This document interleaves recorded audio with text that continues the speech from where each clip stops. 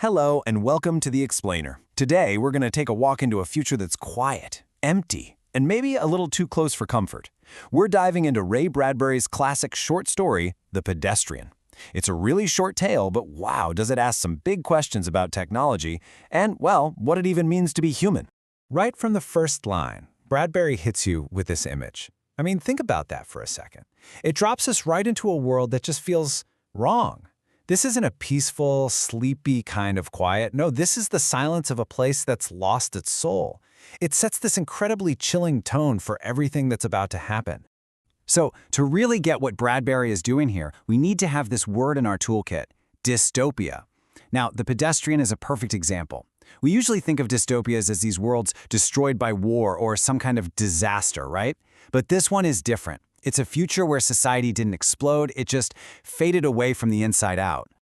All right, so let's set the scene here. We're looking at a world without people. The year is 2053. Picture a misty, cold November night in some big, nameless city. The future is here, but it is not the bright, buzzing, flying car future you might imagine. Nope, it's just eerily still. And why is it so quiet? Well, here's the reason, and it might sound just a little familiar. Literally, everyone is indoors, completely mesmerized by their screens. Things like talking to your neighbors, going for a stroll, just being outside. That's all gone. It's been swapped out for passive entertainment. The people are still there, sure, but they're described as flickering phantoms inside their dark houses. And into this world of phantoms, we meet the last pedestrian. This is our main guy, Leonard Mead. Now, he's the only character who even gets a name, which is a huge clue that he's different.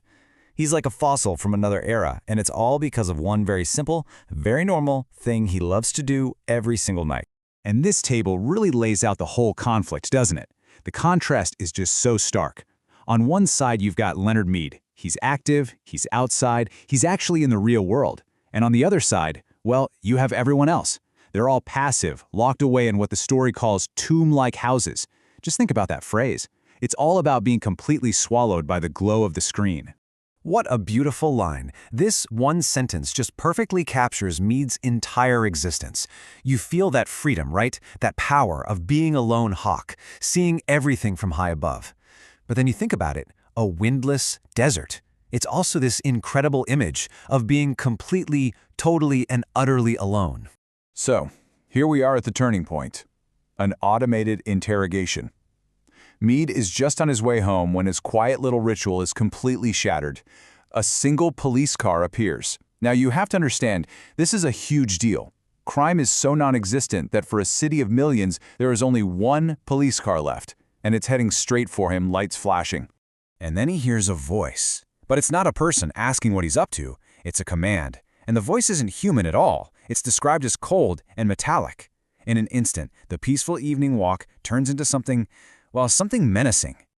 So, the first thing you're probably thinking is, all right, who is this? Who's the cop who's about to hassle a guy for the crime of walking? And the answer is nobody. The car is completely empty. It's a robot cop, a fully autonomous police unit. This is the big reveal. Mead isn't facing a person who might, understand and join some fresh air. No, he's being interrogated by a machine that runs on pure, cold logic. The dehumanization of this society isn't just an idea anymore. It's right there, staring him in the face. Now we get to the heart of it all, a diagnosis of difference. What follows is this totally absurd situation where a human being has to justify his own humanity to a computer program that has none. Okay, let's just walk through this bizarre interrogation. The car asks, "What's your job?" He says, "I'm a writer." But in a world where nobody reads anymore, the machine's logic just spits out no profession. It can't compute it. Then it asks what he's doing. His answer? Walking for air and to see. The car literally doesn't understand. Walking to see things? To the machine, that's an error. And then, when it finds out he's not married, it just logs it as no alibi. No one to confirm he's normal. So here's where it gets truly wild. Mead hasn't actually broken a single law. His crime is just being different. The machine's official diagnosis for his behavior is a psychological condition called regressive tendencies. Essentially, he's mentally ill because he's regressing to old, outdated behaviors, like taking a walk for fun instead of watching TV. The verdict comes down fast. Mead is ordered into the car. He gets in and sees the back seat is like a small, cold jail cell, and his destination isn't a police station. Nope. He's being taken to the Psychiatric Center for Research on Regressive Tendencies. They're not going to punish him. They're going to cure him of his own personality. And this brings us to Bradbury's real message here, a powerful technological warning. This is so much more than just a spooky story. You have to remember, he wrote this way back in 1951. It is this eerily accurate warning about a future where the very technology that's supposed to connect us all could actually end up building the walls that lock us all away. So what are the big takeaways here? Well, the story really hits on some huge themes. You've got the dehumanizing power of technology when it goes unchecked. You've got that timeless struggle of one person trying to be themselves in a world that wants everyone to be the same. And of course, it's a story that mourns the loss of nature, of real human connection, and what happens when we choose screens over books. And as that silent, robotic car takes Leonard Mead away, it passes his house.